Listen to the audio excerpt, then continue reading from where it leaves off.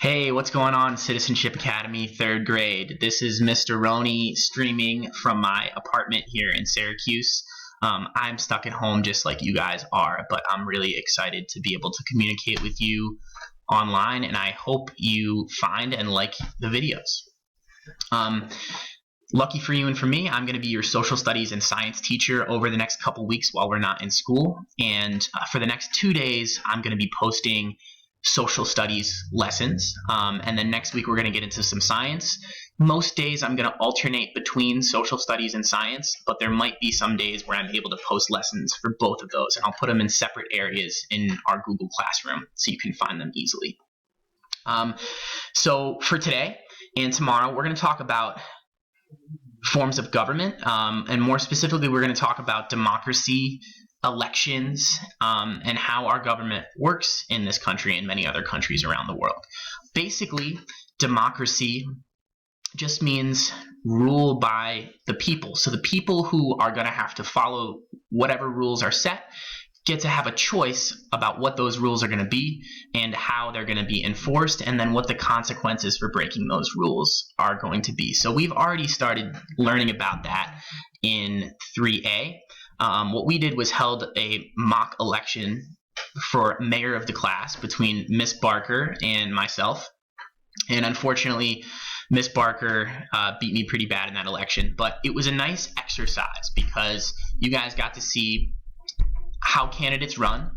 They share their platforms. They tell you how they feel about certain things, what rules they want to put in place, what rules they want to take away. And then you guys think about how those rules would be for you and which ones you think are better. So again, unfortunately for me, I lost that, and some people who voted for me also lost the election because I wasn't elected. But moving on from that, today I'm going to show you a cool resource about democracy from brainpop.com. Unfortunately, I cannot share the audio from the video with you on this screen, but I'm going to share my screen right now so that you guys can find BrainPop on your computer and then log in. So basically, you can just type BrainPop into Google. It should be the first thing that comes up. And then go to the top, and you're going to click on Social Studies. Keep going, keep going. You're going to look for U.S. government.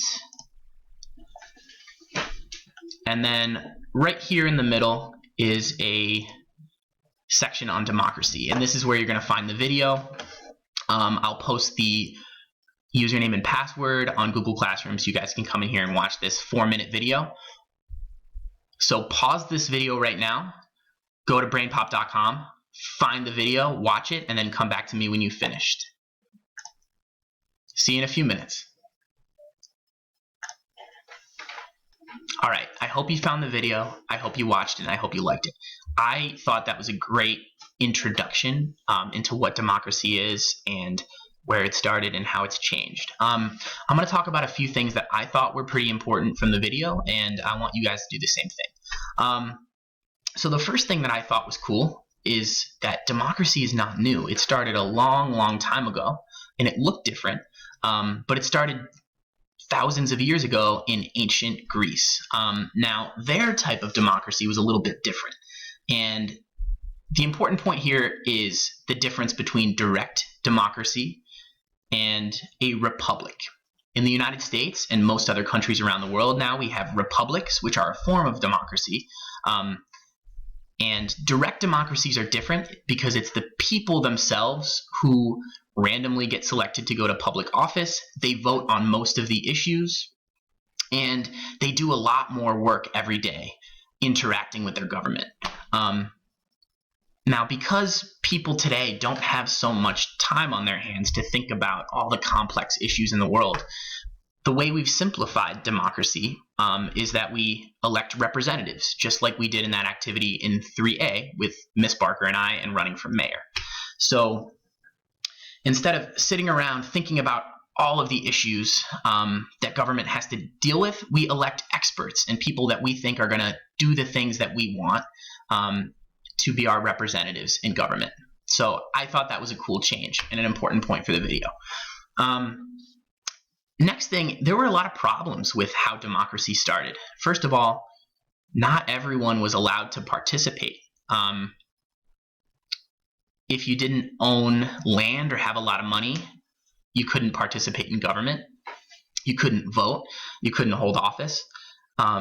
If you weren't a man, you couldn't be involved in government. If you weren't born in Athens, you couldn't be involved in government. Today, democracy has become a lot bigger and more available to more people, which I think is a really nice development. And when you guys are old enough, 18, you'll be able to vote and start participating too.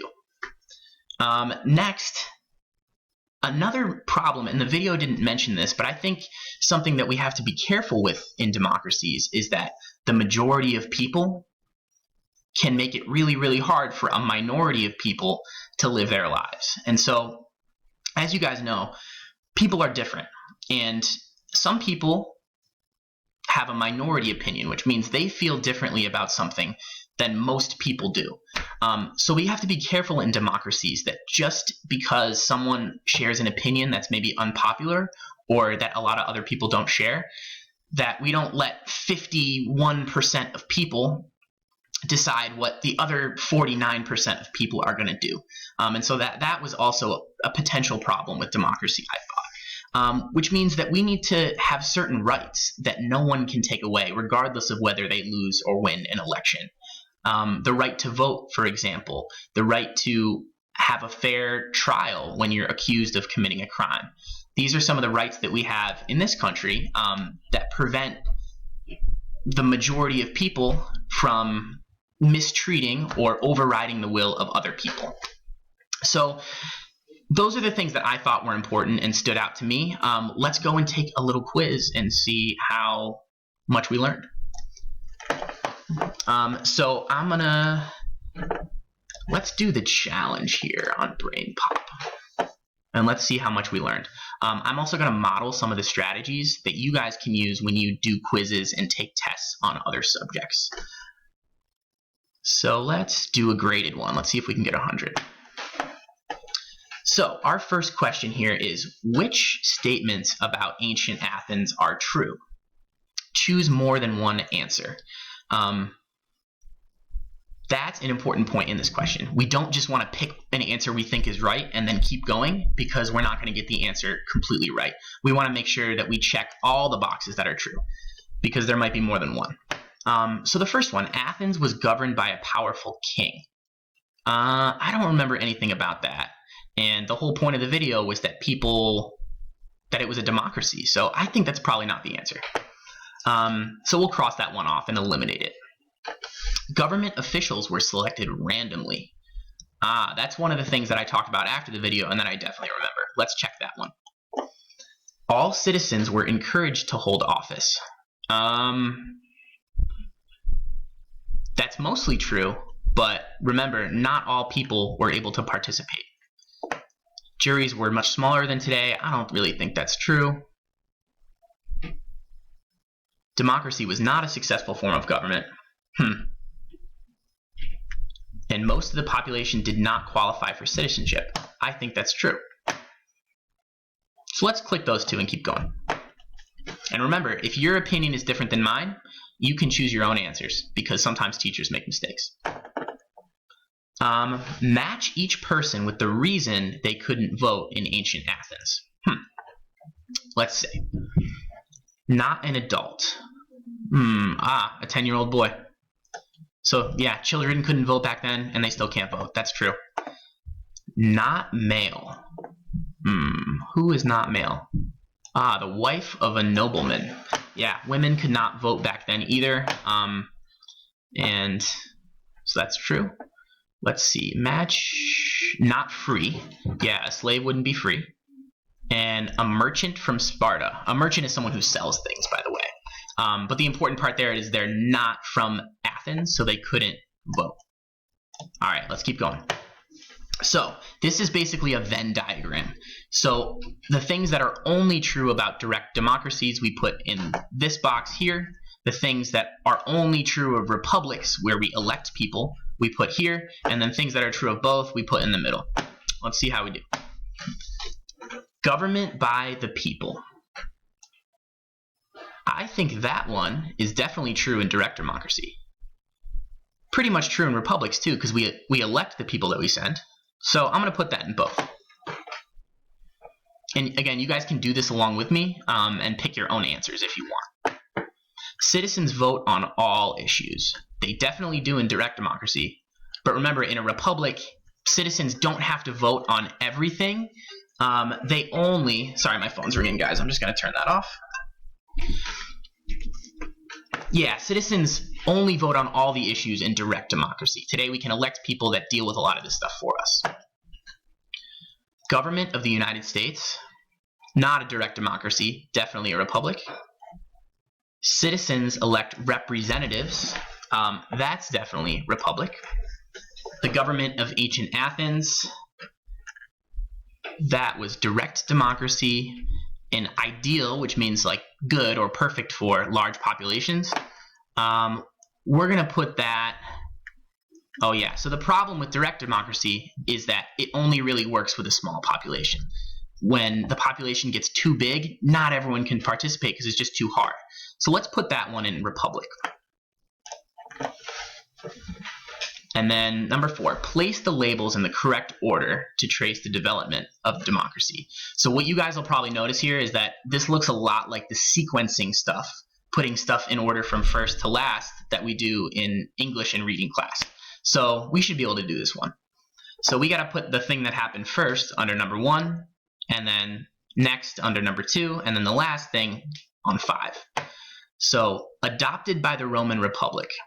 I'm actually going to skip that one for now because I'm not sure which place that goes in yet. Born in ancient Athens. That sounds like something that happened way in the beginning. Let's put that first.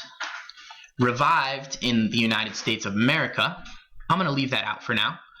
Spread to other Greek city-states. Okay, so Athens was in Greece and democracy moved from Athens to other places. I think that happened second. Adopted, which means taken on by the Roman Republic. Let's put that next. Then abandoned or got rid of by the Roman Republic. That happened after. And then we get all the way to today, because that's the only thing that still exists is the United States. Greece and Athens and the Roman Republic are basically much different now than they are today. Roman Republic doesn't exist anymore. Let's do that. Let's finish. Oh, we got 17 out of 18 correct. Let's see what we missed. Oh, okay. So we missed number 1. All citizens were encouraged to hold office. Okay.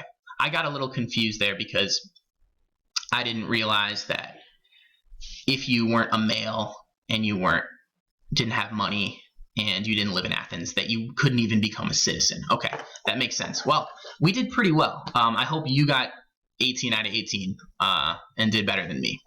So the last thing that I want to do today before I log off here is I want you guys to practice voting on stuff, and I want to hear your opinions on what you think about things. So I created this Google form that you guys can share your opinions and stuff. And this is kind of just a silly exercise. It's not really democracy because whatever choices you choose aren't going to affect things in the future, right? But I still want to hear your opinions. So what kind of music do you like? Rap and hip hop or country? Takis or pretzels? What sport do you want to play? Which subject do you like better? And then here's where I give you guys the power. I have both asparagus and pasta in my fridge, and I want you guys to choose what I'm going to have for lunch today. So put in a vote. What do you think I should have? And I promise you I will follow through on that, and I'll send you a video of me eating it. And then lastly, what do you think we can do in our classes to make our classes more democratic? Because mostly your teachers are sort of like, it's more like a dictatorship than a democracy, I should say. We kind of make the rules, we make the schedule, and then the students in the class follow it. But it doesn't mean we can't have any democracy in class. What are some things that you think you could vote on to make our class better? Feel free to give a couple sentences answer. Don't just give me one word. Seriously, tell me what you think. How can we make our class more democratic? And I'm going to cut this off for today because my video is running out, but it's awesome to see you, and I'm going to see you guys tomorrow, and I love to listen to your responses.